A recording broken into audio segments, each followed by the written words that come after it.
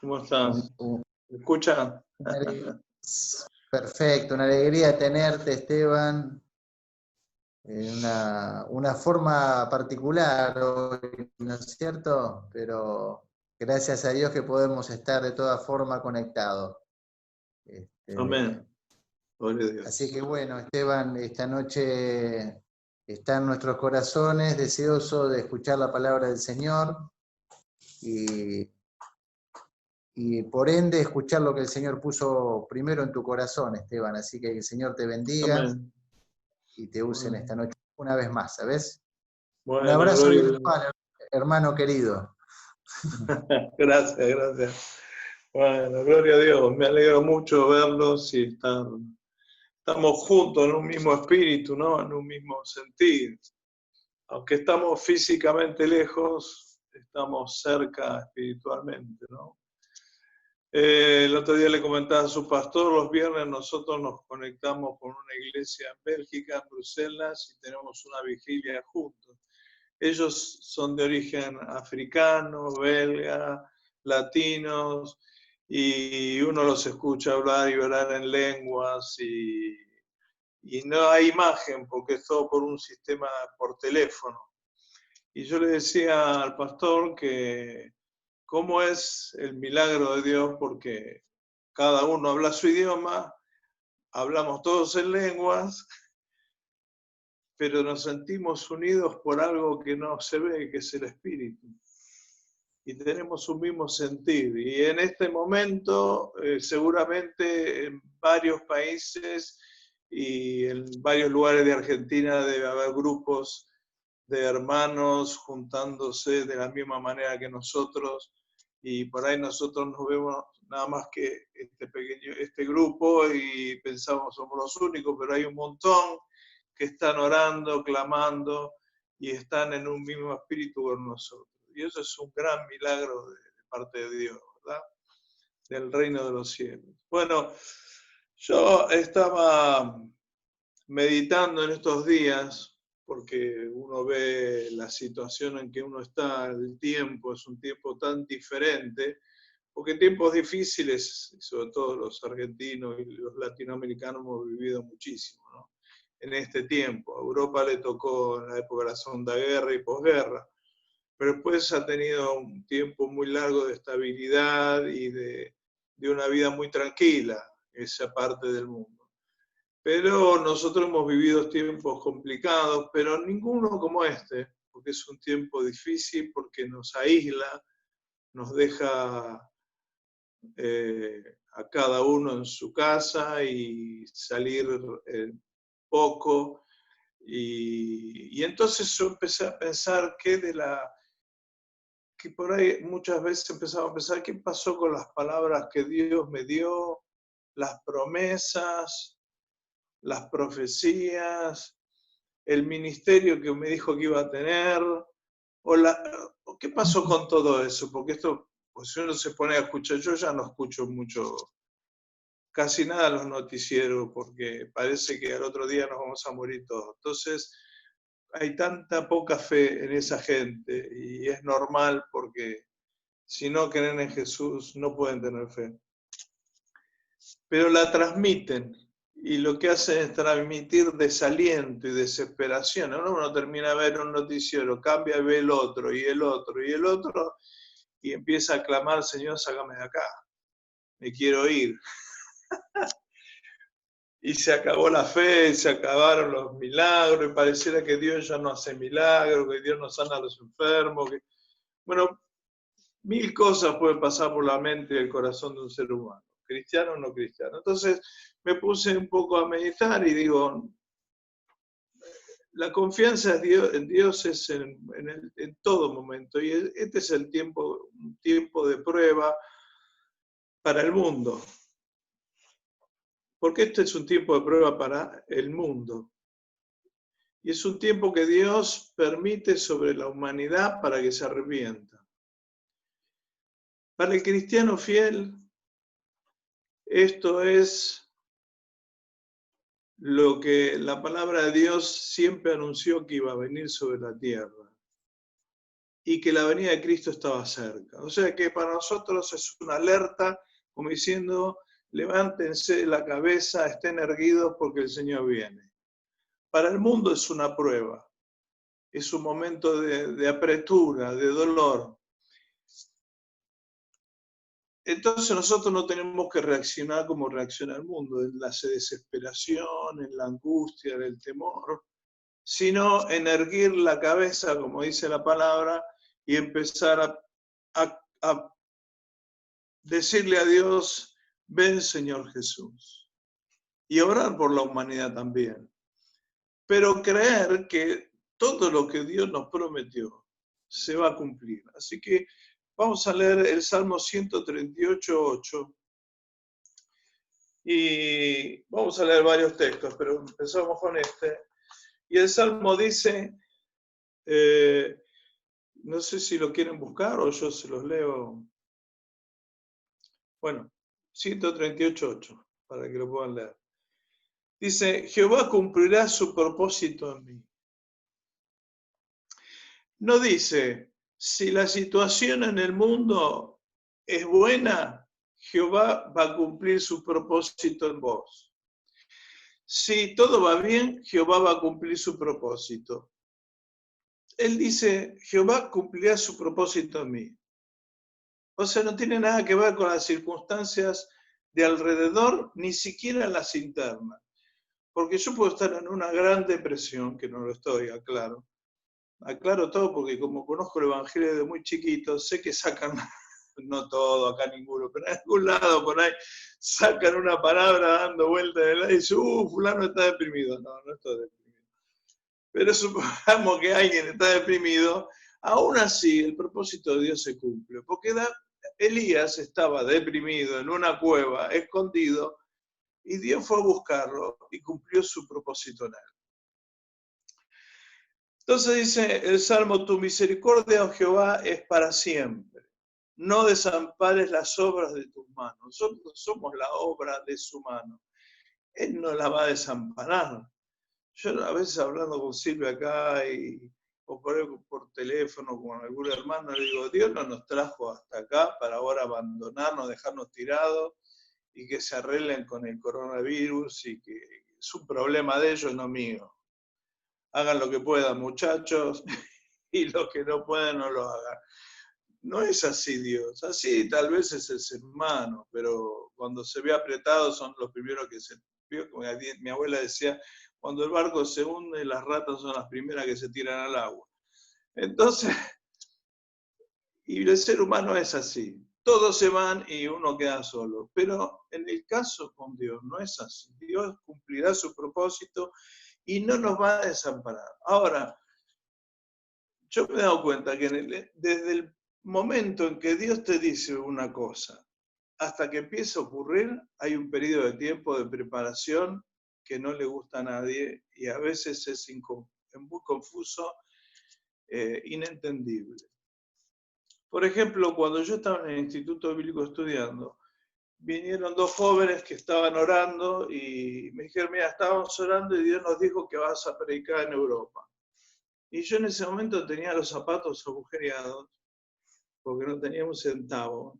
Y no usaba medias, porque si me ponía las medias se agujereaba porque caminaba sobre la media. O sea, de arriba veías el zapato, pero abajo era un gran agujero.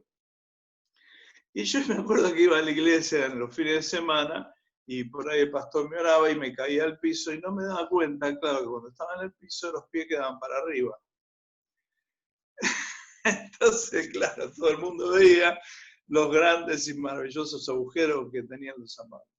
Pero los hermanos que eran tan buenos y educados, nunca nadie me dijo, che, mirá cómo tenés los zapatos, hermano.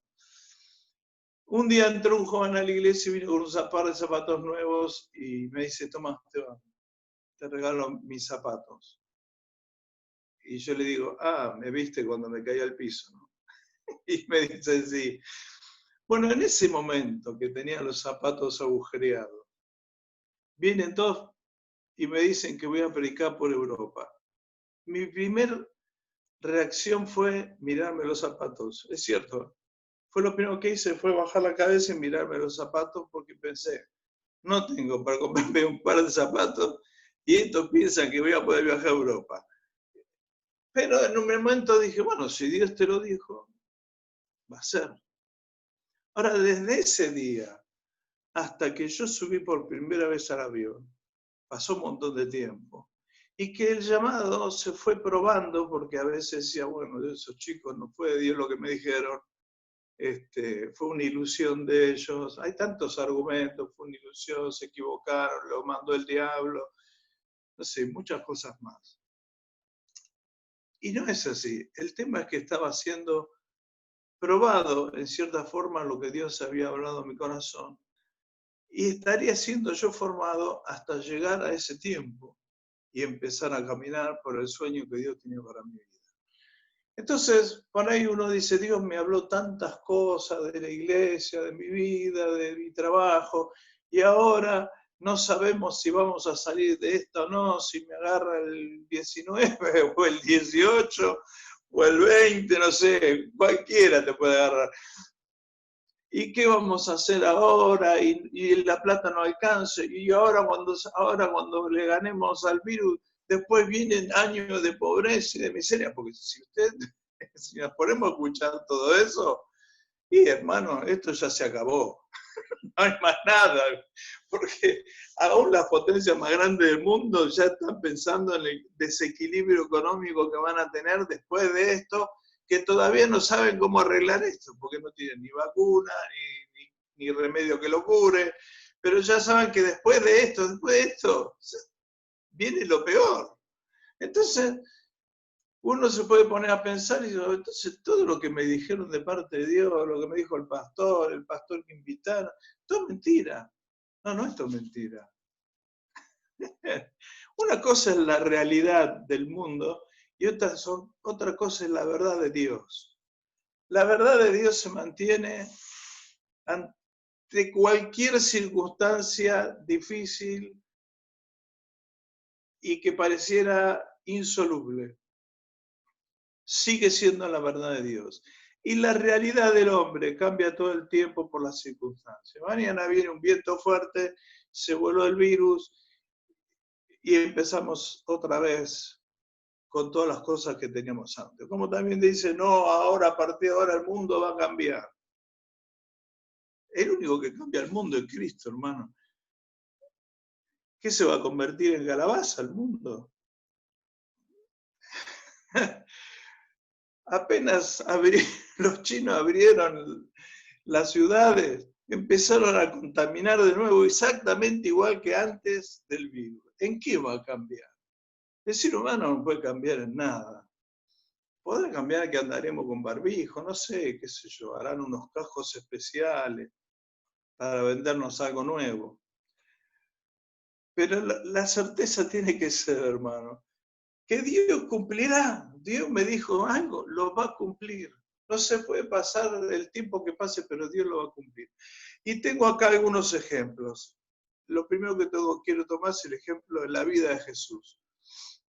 Jesús es el Hijo de Dios y desde que nació es el Hijo de Dios. No es que se fue transformando en el Hijo de Dios desde que era un bebé hasta los 33 años.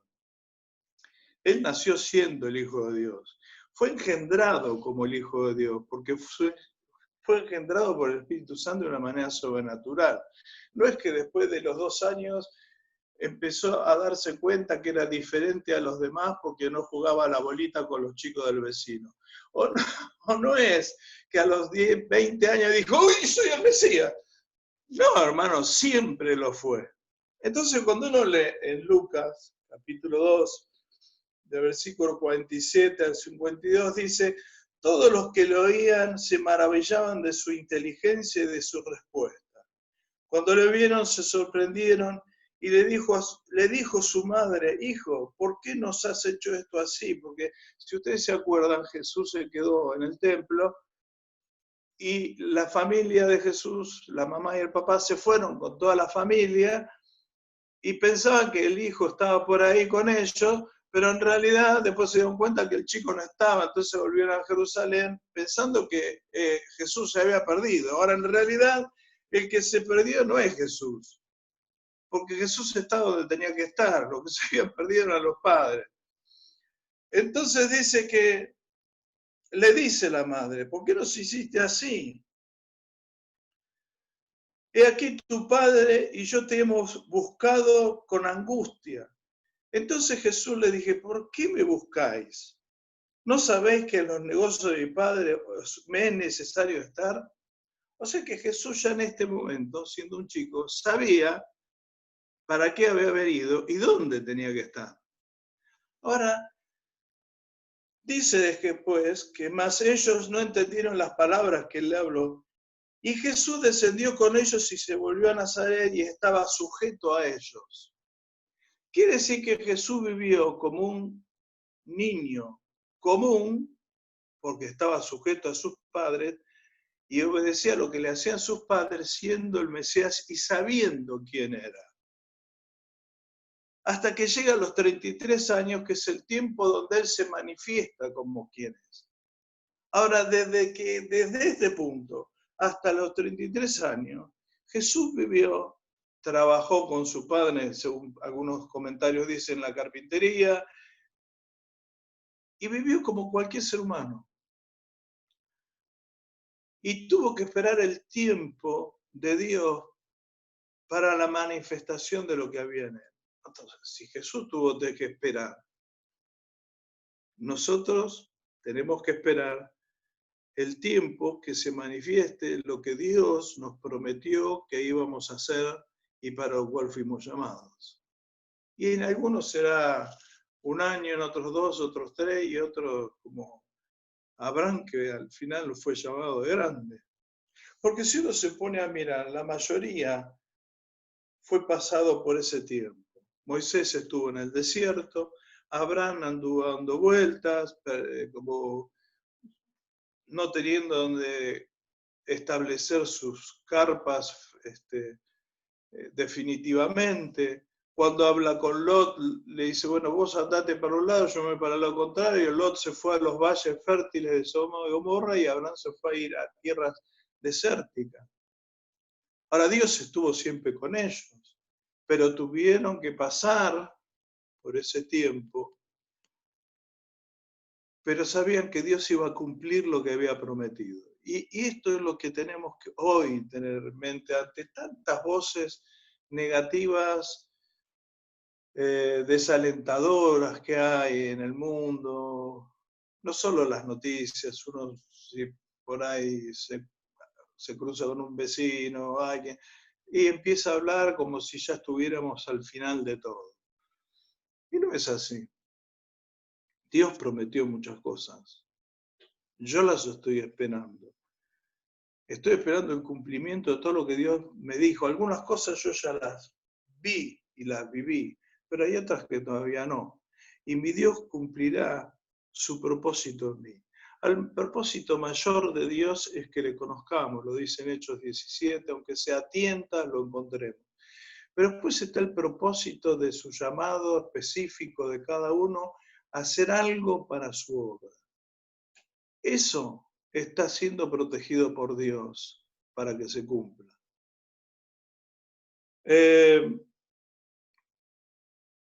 Otro texto que quería leerles es en en Juan, en la boda de Canaán, cuando viene la madre de Jesús y le dice, no tienen vino.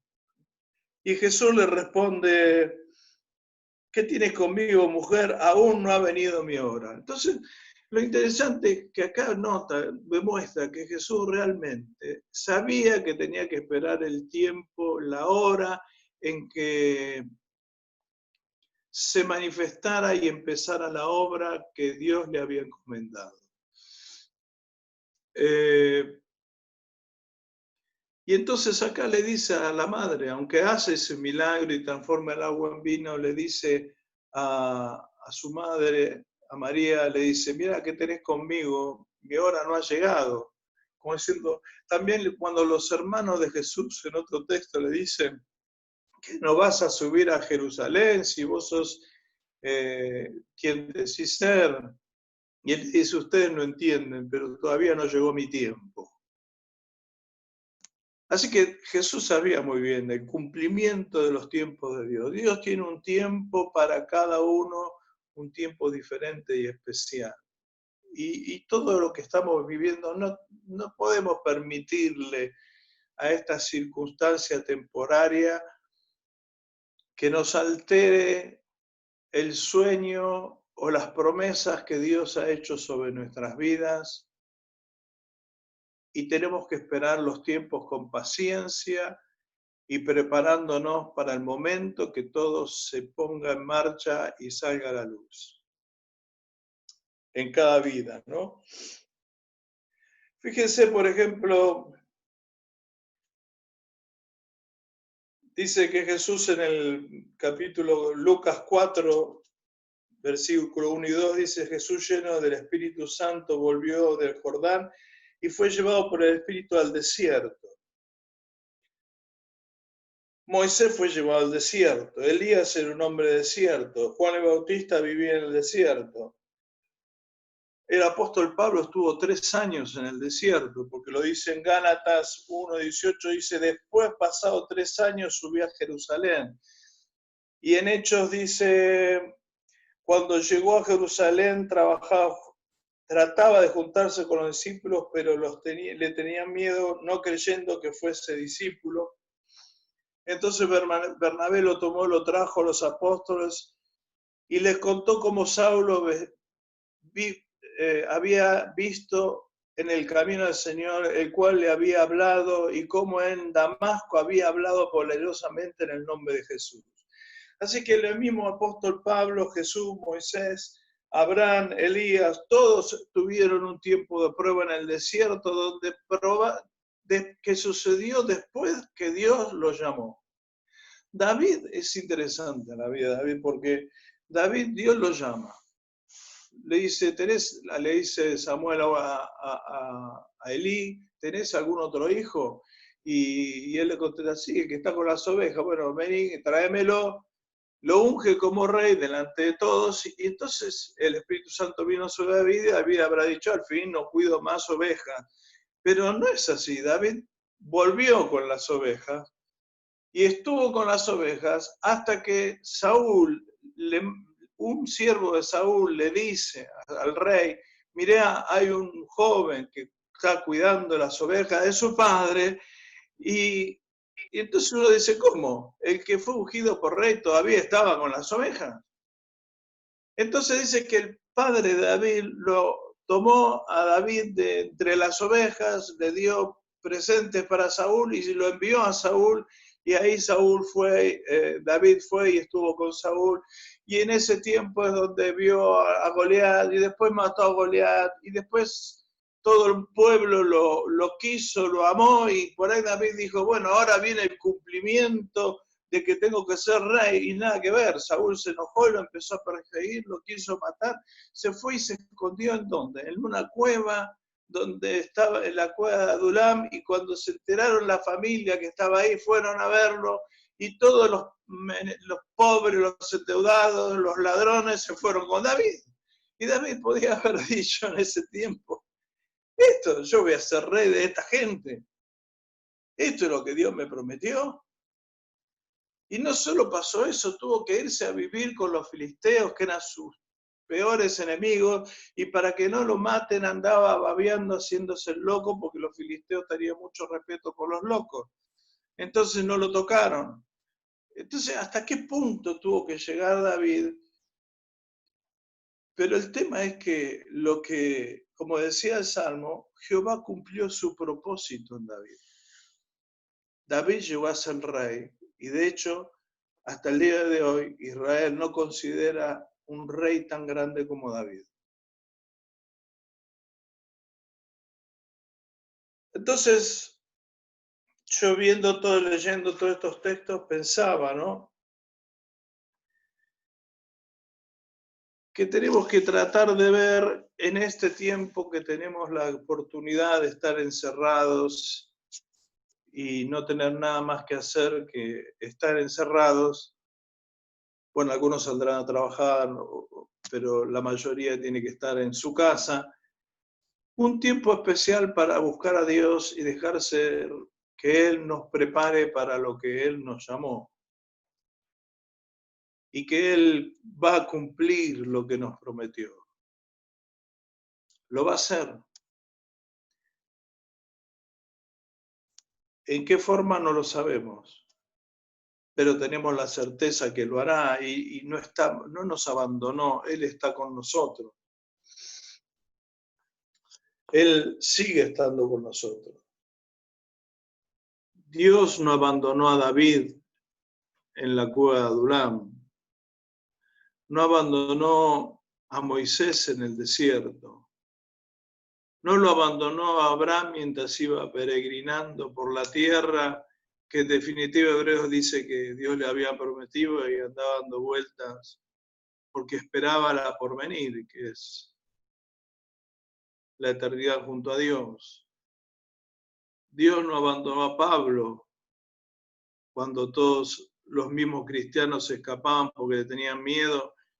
Los que en algún momento en el Sanedrín fueron los compañeros de Pablo, ahora lo perseguían. La familia lo desheredó, porque si leemos las cartas de Pablo cuando está preso, dice que un pariente viene y le da lo que era de él, su herencia, y supuestamente eso era para poder pagar la cárcel. Entonces, en vez de estar en un calabozo, estaba en una casa custodiado por soldados, donde era visitado por los hermanos de la fe. O sea que Dios nunca abandonó a Elías. Cuando estaba en la cueva se apareció como un silbo apacible. Nunca abandonó a sus pueblos en todo lo que tuvo que vivir. Y no abandonó a la iglesia jamás y no creo que esté pensando hacerlo ahora. Porque Dios es fiel, nos ama, nos cuida y nos protege. Y aunque para la humanidad este sea un tiempo terrible y para todos, tenemos que confiar que Dios está. Y está cuidándonos y cuidando el tesoro que puso en nuestro corazón. Y que no nos va a faltar absolutamente nada. Mire, los primeros viajes que hice a Europa, el primer viaje no habíamos recibido una...